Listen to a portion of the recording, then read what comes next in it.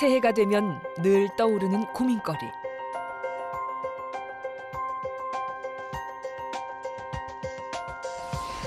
그중 하나는 아마도 복부 비만일 것이다. 복부 비만은 당뇨와 뇌졸중, 심근경색, 심지어 암의 원인이 되기도 한다. 생명을 위협하는 시한폭탄이다. 그런데 근데 2주 동안에 3.5kg 같으면 많이 빠져. 굉장히 많이 빠져요. 예, 예. 이렇게 먹고 빠지는 게 이해가 돼요? 이렇게 잘 먹고? 그죠? 예전보다 많이 먹어요. 솔직히 맞죠? 옛날보다 훨씬 잘 먹죠? 굶지 않았는데도 살이 빠졌다.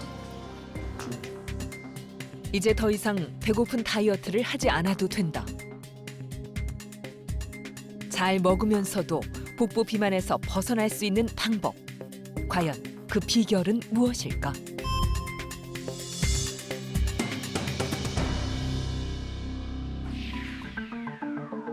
그렇다면 복부 비만의 원인인 내장 지방은 왜 생기는 걸까? 우리가 먹는 음식물은 포도당의 형태로 바뀌어 우리 몸의 에너지원으로 사용된다.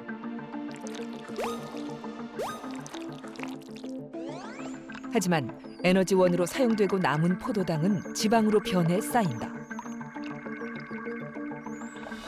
지방이 쌓일 땐 먼저 피부 아래쪽에서부터 저장된다. 그리고 피하층이 포화 상태가 되면 내장 지방의 형태로 내장과 장기 사이에 지방층을 형성한다. 이것이 바로 내장 지방인 것이다.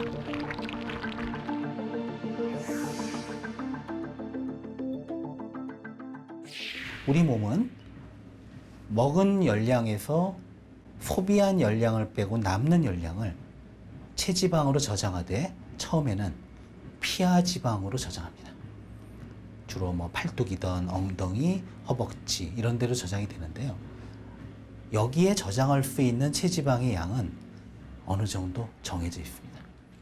그 이상으로 남아도는 열량이 많으면 사실은 건강을 위해서는 더 이상 저장하지 말고 버려야 됩니다. 근데 우리 몸은 오래전부터 굶주린 시대를 지나온 유전자를 갖고 있기 때문에 그래도 저장합니다. 그러면 마치 집안에 책장이 있는데 책을 진열하다가 꽉 차면 더 진열할 데가 없으면 다른 곳에 쌓아놔야 되죠. 그런 것처럼 우리 몸에서도 그때부터는 잉여 열량을 피하 지방이 아닌 내장 지방의 형태로 축적을 하게 됩니다. 흔히 우리가 음료수나 여러 가지 간식류로 섭취하는 당류의 종류로는 포도당, 그다음 과당, 액상과당, 설탕 등이 있습니다. 그래서 맛은 조금씩 다를 수는 있지만 이러한 당류들은 대부분 당도가 높고 식이섬유가 거의 없기 때문에 포만감을 거의 주지 않는다는 특징을 갖고 있고요. 또 일반적인 탄수화물 음식에 들어있어서 포만감을 주고 흡수를 천천히 하도록 하는 식이섬유가 전혀 존재하지 않기 때문에 과잉 섭취의 문제가 상존하고 있습니다. 그렇다면 대표적인 탄수화물 음식인 밥, 빵, 탄산 음료는 각각 우리 몸에서 어떻게 반응할까? 우리 몸은 우리가 먹은 탄수화물을 당으로 분해해 에너지로 사용한다. 탄수화물의 성분은 당으로 이루어져 있는데 이 당의 연결 구조에 따라서 단당, 다당, 복합 탄수화물로 나누어진다. 당을 에너지로 쓰기 위해선 탄수화물 섭취 후 소화 효소에 의해 당이 분해되어야 한다. 먼저 빵에 있는 탄수화물의 경우 결합되어 있는 당들이 소화기관에서 나오는 효소에 의해 쉽게 분해되어 소화가 쉽다. 또 혈액에 많은 포도당을 방출하게 되고 혈당 수치도 올린다. 탄산음료 또한 이와 비슷하게 작용한다. 그러나 통곡물이나 채소와 같이 섬유소가 많은 음식은 조금 다르다.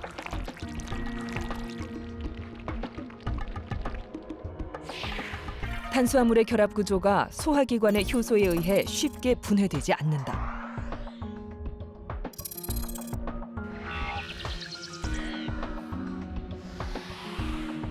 때문에 혈액으로 포도당이 가는 것을 늦추게 된다.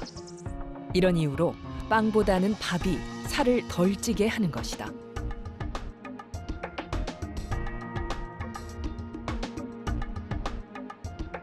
동양에서는 쌀을 비롯한 곡류를 먹을 때 알곡 형태로 먹습니다. 가루를 내서 먹는 경우는 뭐 떡을 만들 때나 아주 제한적인 경우, 대부분은 그냥 밥알 그대로 익혀서 먹죠. 반면에 서구 음식으로 밀을 먹을 때는 밀로 먹는 게 아니라 가루로 조리를 합니다. 여기서 문제가 발생하는데요. 밀 가루를 내서 조리를 할 때 흔히 먹는 게 빵을 만들거나 또는 국수를 만들어 먹게 되죠. 이 경우 가루를 만들기 위해서는 곡류에 들어있던 식이섬유를 다 제거해야 됩니다. 그러다 보니까 몸에 좋은 식이섬유는 제거되고 그냥 탄수화물 가루만 남게 되죠. 또 가루 상태의 탄수화물은 먹었을 때 굉장히 빨리 소화 흡수가 됩니다. 혈당을 쉽게 올려서 체지방으로 갈 확률이 높아진다는 거죠. 내장 지방이 증가하면 인슐린 저항성이 높아진다. 인슐린 저항성이란 포도당을 연소해 혈당을 낮추는 역할을 하는 인슐린이 제 기능을 하지 못하는 것을 말한다. 이는 곧 당뇨병으로 이어진다.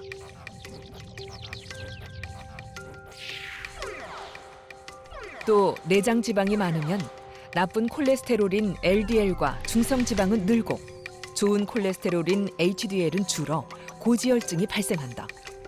이 상태가 지속되면 치명적인 질병의 하나인 심근경색, 뇌졸중이 생길 수 있다. 뿐만 아니라 암의 원인으로도 작용한다. 과거에는 체지방은 단지 에너지 저장고에 불과하다고 생각을 했습니다. 근데 비만에 대한 연구가 진행이 되면서 이 체지방이 그냥 에너지 저장고로 가만히 있는 그런 기관이 아니라 이 안에서 혈중으로 굉장히 다양한 물질들을 분비하는 것으로 보고되고 있습니다. 이 중에 일부는 아디포카인이라고 얘기를 하고 그 이외에도 여러 가지 혈중 분비 물질을 체지방이 분비를 하는데요. 이 분비되는 여러 가지 물질이 체내 염증을 유발하고 또 동맥경화를 유발하고 여러 가지 대사 이상을 유발하면서 일부 암의 원인으로도 작용하는 것으로 추측하고 있습니다. 내장 지방은 만성 염증 물질과 비만 세포에서 나오는 물질인 아디포카인을 분비해 암 발생률을 높인다. 간암, 신장암, 대장암과 췌장암을 비롯해 유방암, 자궁 내막암, 난소암이 생기기도 한다. 우리나라는 아직까지는 간암의 원인 중에 1위가 또 간경화의 원인 중에 1위가 B형간염, C형간염이지만 선진 국가에서는 간경화, 간암의 가장 큰 원인은 비만입니다. 탄수화물은 유달리 중독성이 강하다. 이 때문에 많은 환자들이 다이어트에 실패하곤 한다. 초콜릿이나 단음료 또는 빵 같은 탄수화물을 항상 많이 드시는 분의 경우는 먹었을 때 더 많은 탄수화물을 먹고 싶은 충동을 느낍니다. 그 이유는 단 음식을 많이 먹게 되면 혈당을 조절하기 위해서 체내에서 인슐린이 과도하게 나옵니다. 그 때문에 혈당은 정상으로 유지가 되는데요. 대신에 오히려 공복감과 단 것을 더 먹고 싶은 충동이 생깁니다. 많이 먹어서 그만 먹어야 되는데 인슐린의 작용으로 살은 쪄가면서 단 것을 더 찾게 되는 악순환이 반복이 되는 것입니다. 밥을 먹고 난 후에도 달달한 음식을 찾거나 탄수화물을 먹지 않으면 잠을 자지 못하는 사람은 탄수화물 중독이 있을 가능성이 높다. 또 피곤하고 기운이 없을 때 단 음식을 먹어야 기운이 생긴다거나 탄수화물을 먹지 못해서 짜증이 나고 초조해진다면 한 번쯤은 탄수화물 중독을 의심해 볼 필요가 있다. 이런 경우 탄수화물을 줄이는 것이 쉽진 않다. 하지만 2주 이상만 꾸준히 노력하면 중독으로 인해 나타난 증상은 모두 완화된다.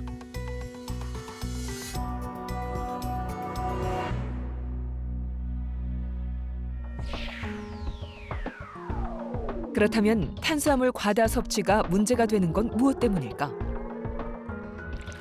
탄수화물을 과도하게 섭취하면 탄수화물이 빠르게 소화되면서 혈당이 급격하게 올라간다. 그러면 혈당을 낮추기 위해 췌장에서는 인슐린을 분비한다. 인슐린은 혈액 속으로 분비되는데 당을 분해해 에너지로 전환시키는 역할을 한다. 하지만 당이 에너지로 쓰고도 남을 만큼 많아지면 결국 남은 당은 지방으로 저장된다. 때문에 내장 지방이 점점 더 늘어나게 되는 것이다. 운동과 근육은 체중 감량에서 무엇보다 중요한 역할을 한다. 근육 자체가 에너지를 많이 소비하기 때문에 운동으로 근육량이 늘어나게 되면 기초 대사량이 높아진다.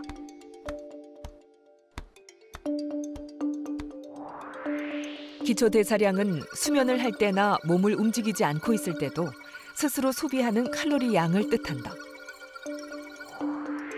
운동을 하면 평소보다 에너지를 더 많이 쓰기 때문에 칼로리 소비가 많아진다. 지방이 더 빨리 연소되는 것이다. 만약 근육량이 같은 경우라면 운동을 할 때 체중이 더 많이 나가는 사람에게 무게가 더 많이 실리게 된다. 그래서 칼로리 소모도 더 많아지고 지방도 더 빨리 빠지게 된다. 살찐 사람이 운동의 효과를 더 빨리 볼 수 있는 것이다. 매 끼니 닭가슴살, 돼지 다리살, 쇠고기 부채살 등 기름기가 적은 살코기를 150g 내외로 섭취하는 것이 좋다. 흰살 생선이나 새우, 오징어 등의 단백질 음식으로 대체해도 되고 달걀도 괜찮다. 밥은 한 공기 200g 기준 2분의 1공기 혹은 3분의 1공기가 적절하다. 단백질 식품과 밥, 그리고 채소를 곁들인 한식 식단. 이렇게 먹으면 칼로리는 높지 않지만 포만감이 크다. 건강한 다이어트를 위해서는 무조건 참고 조금 먹는 게 아니라 고르게 영양 섭취를 하면서 현명하게 먹는 게 필요합니다.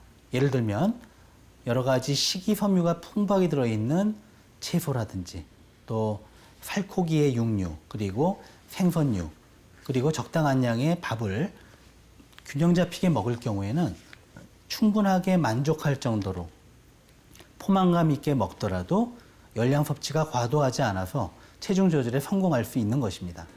적절한 식사 조절과 운동으로 체지방이 줄어들게 되면 우선은 문제가 되는 내장 지방이 먼저 빠지고 그 다음에 피하 지방이 빠지게 됩니다.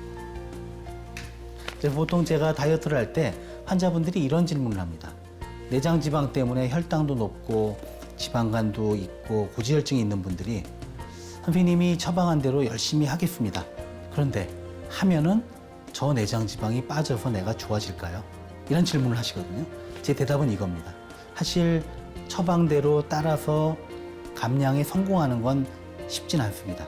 하지만 선생님이 감량에 성공을 하면 저 내장 지방은 분명히 빠집니다. 라고 얘기 드립니다.